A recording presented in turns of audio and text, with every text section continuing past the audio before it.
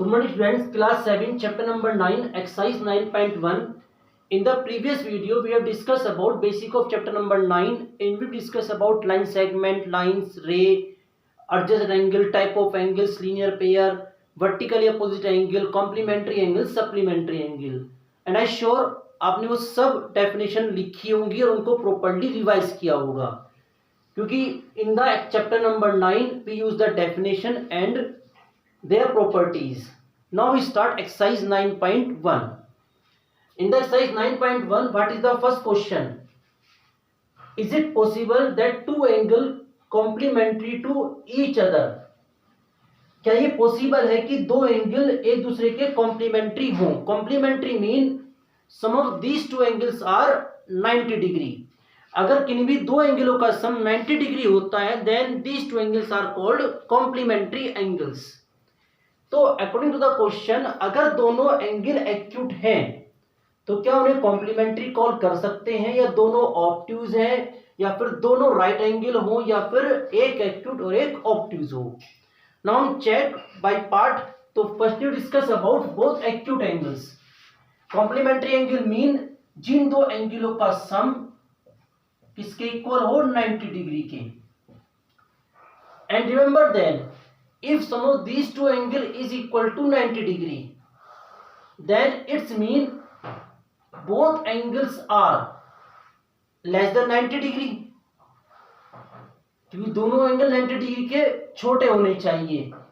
And acute angle we notice that less than 90 degree and greater than 0 degree. If both are acute angle, then their sum may be 90 degree. So जैसे 30 degree and 60 degree, it is a pair of complementary angle, so it's mean it is possible. But in the second part, if both are obtuse angle, obtuse mean जिनकी value 90 degree से greater हो but 180 से छोटी. अगर हम दोनों का सम 90 चाहते हैं तो वी नोटिस दैट कि दोनों एंगल 90 डिग्री से छोटे होने जरूरी हैं. But in the obtuse angle more than 90 degree, so this condition never can be possible. So it is not possible. Now both right angles, अगर दोनों ही 90 डिग्री के हैं, remember, अगर दोनों ही 90 डिग्री के हुए तो 90 degree plus 90 degree, then their sum is 180 degree. So these angles never can be complementary angles.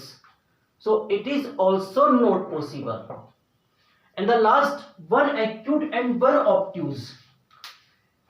यानी कि एक एंगल 90 डिग्री से छोटा है. ओके, ये तो होना चाहिए कि 90 का सम है तो एक 90 छोटा होगा.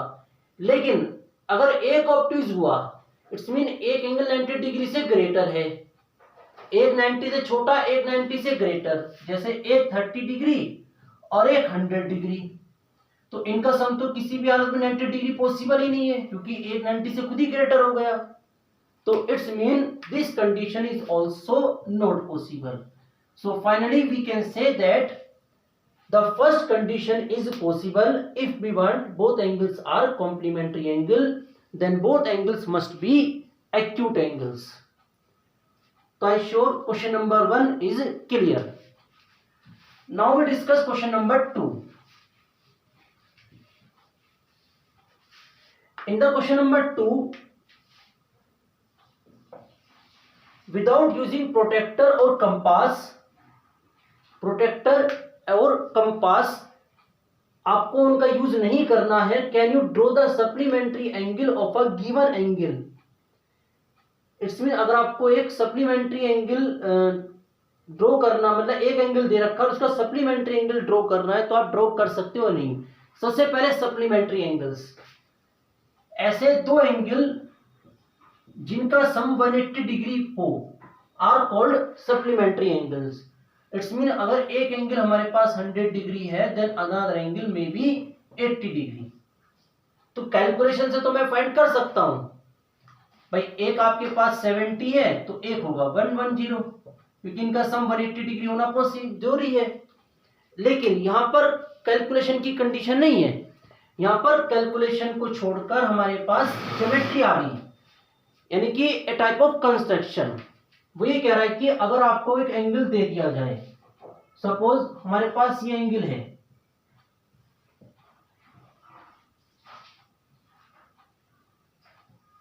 हमारे पास ये वाला एंगल है, एंगल ABC। अब हमें ना तो प्रोट्रैक्टर का यूज करना है ना कंपास का, तो हम एक दूसरा एंगल ड्रॉ कर सकते हैं क्या, जिससे कि ये पॉसिबल हो कि उन दोनों का सम 180 डिग्री है। And it is very simple. अगर हम BC को प्रोड्यूस करें इन अपोजिट डायरेक्शन, तो यहां पर एक नए एंगल का क्रिएशन होगा, angle ABD। And we notice that it is a straight line, and when it is a straight line then this complete angle is 180 degree। और जब ये पूरा 180 डिग्री का है तो इन दोनों का सम हम 180 डिग्री कॉल करेंगे भाई। एंगल ABC और एंगल ABD दोनों का सम तो 180 डिग्री कॉल किया जाएगा ना। तो अगर हमारे पास एक एंगल था तो हमने दूसरा एंगल ड्रॉ कर दिया बिना प्रोटेक्टर और कंपास के, बस हमने स्केल का यूज करा और हमने BC को पीछे की तरफ प्रोड्यूस कर दिया।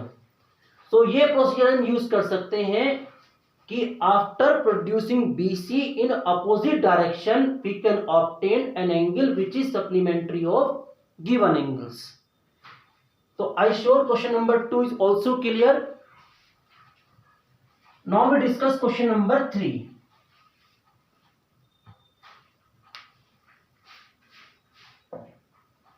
In the question number 3, some figures are given. Are the following angles adjacent?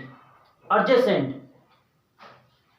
जो दो एंगल जो तीन कंडीशंस को कंप्लीट करते हैं are called adjacent angles, in which first condition is both angles have a common vertex, second angle both angles have a common arm, and third condition is their non commons are opposite to common arms।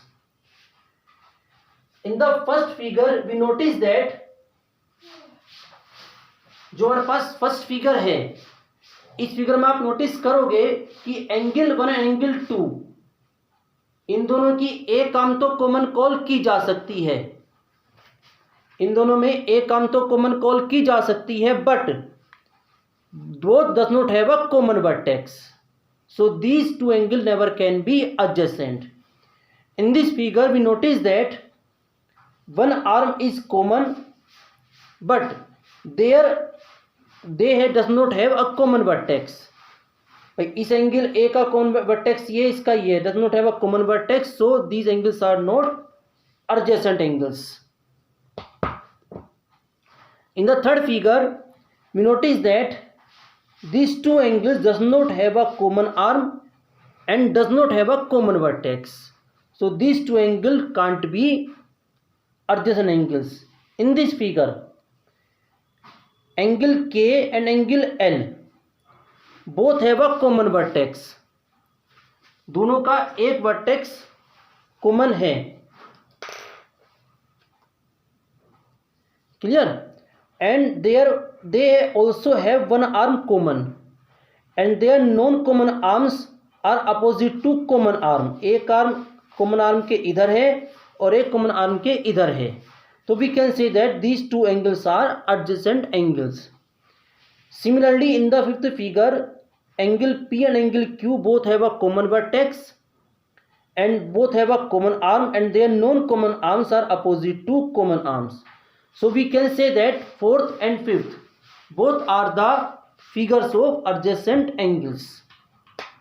So I sure question number 3 also clear। Now we discuss question number 4।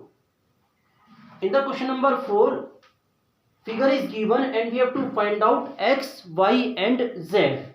Firstly we draw the figure।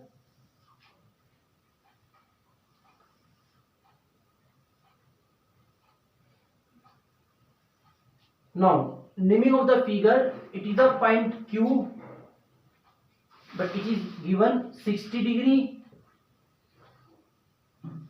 it is x, y, z, and this angle is 50 degree. And we have to calculate x, y, and z. Remember, x, y, and z, these are small letters. X, y, and z, these are small letters. So firstly we have to find out x. Firstly we observe that these two angles have a common arm and their non-common arms. इन दोनों angles में ये वाली arm common है and their non-common arms are opposite to common arm, and their non-common arms make a straight line. So these both angles represent property of linear pair angles. ये दोनों angle linear pair angle की property को show कर रहे हैं, तो it's mean we can say that sum of these two angle is 180 degree. तो to find out x we consider that, आप इसमें नेमिंग भी कर सकते हो क्लियर करने के लिए. हमने नेमिंग कर दिया पर P, Q, R, S and T. तो we just note down angle R and the point is O.